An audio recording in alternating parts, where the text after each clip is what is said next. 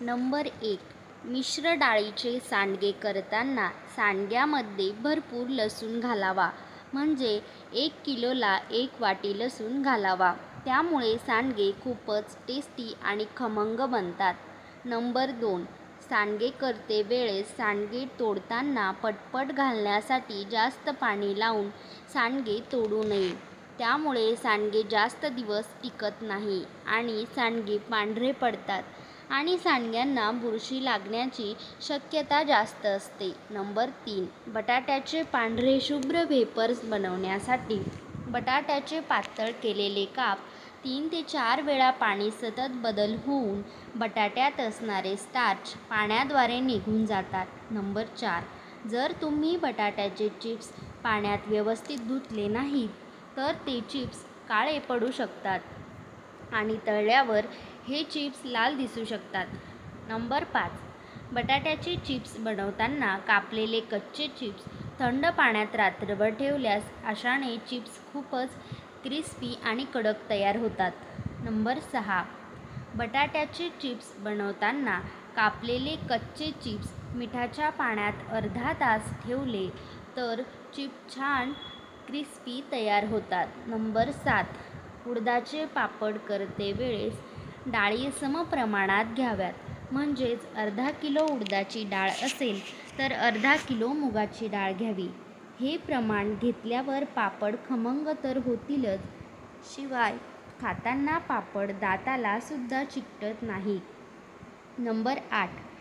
पापड करताना पीठ मळून झाल्यानंतर पीठ प्लास्टिकच्या पिशवीमध्ये 2 ते 3 तास तरी झाकून ठेवावे आणि 3 तास झाल्यानंतर या पिठाला 10 ते 15 मिनिटे चांगले कुटून घ्यावे. नंबर 9. उडदाचे पापड करण्यासाठी असे हे पीठ चांगले 10 ते 15 मिनिटे कुटून घेतल्यामुळे पीठ चांगले मऊ तयार होते. त्यामुळे पापड जास्त मेहनत न घेता पटकन लाटले जातात. शिवाय पापड चवीला खुसखुशीत तयार होतात. नंबर 10. साबुदाण्याचे पापड करते वेळेस साबुदाणा 2 ते 3 वेळा स्वच्छ रात्रभर भिजत ठेवावा. नंबर 11.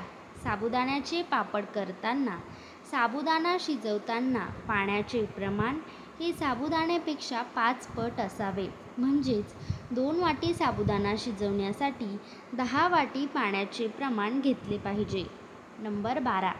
साबुदाण्याचे पापड वर्षभर चांगले टिकविण्यासाठी हे पापड 2 दिवस कडकडीत उन्हात वाळवून घ्या.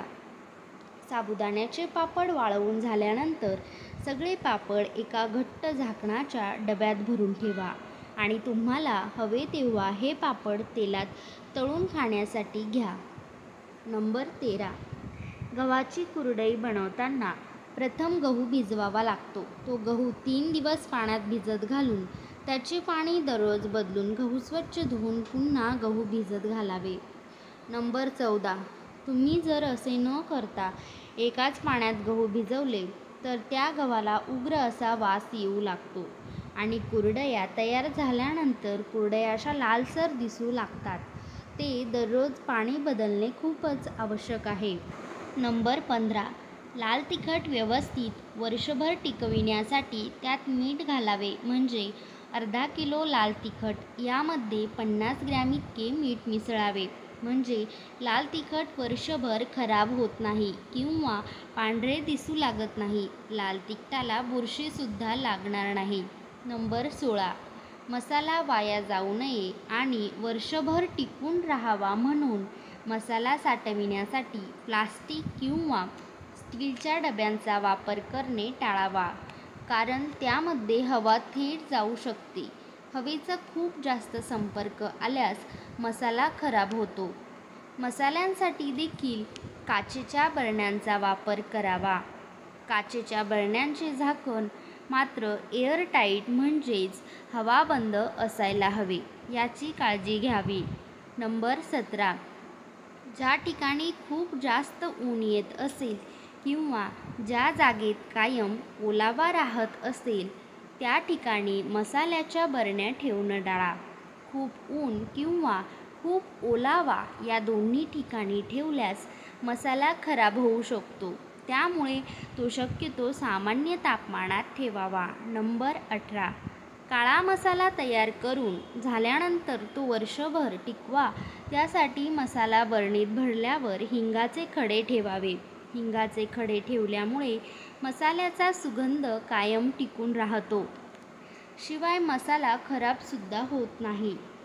तुम्हाला जर ही व्हिडिओ आवडली असेल तर व्हिडिओला लाईक करा, कमेंट करा आणि जास्तीत जास्त शेअर करा. आपलं स्वयंपाकघर या चॅनेलला सबस्क्राईब केलेले नसेल तर लवकरात लवकर सबस्क्राईब करा आणि शेजारील बेल आयकॉन नक्की प्रेस करा, जेणेकरून आपली व्हिडिओ सगळ्यात आधी तुमच्यापर्यंत पोहोचेल. पाहत राहा आपलं स्वयंपाकघर. थँक्यू. धन्यवाद. खुश रहा.